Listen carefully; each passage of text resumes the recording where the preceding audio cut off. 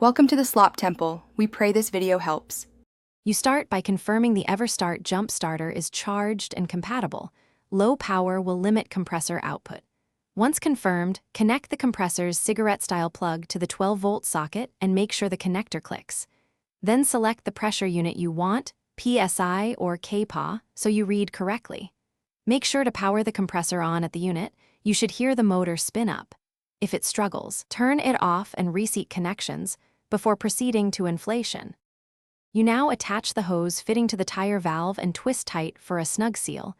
This prevents leaks that waste power. Next, dial in the target pressure. 35 psi is common for cars, or set the digital preset.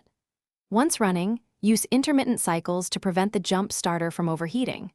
Run the compressor for about 10 to 15 seconds, then pause 30 to 60 seconds while you monitor the gauge. Always check pressure incrementally, so you avoid overinflation, and to finish, switch the compressor off, remove the hose from the valve and replace the valve cap, then power down the Everstart. Once done, stow cables neatly.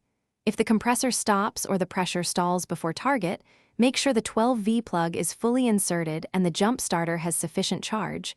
Reconnect and try short cycles.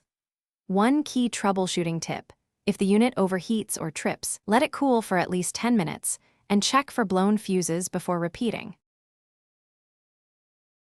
Thanks for watching. Consider subscribing if we helped you.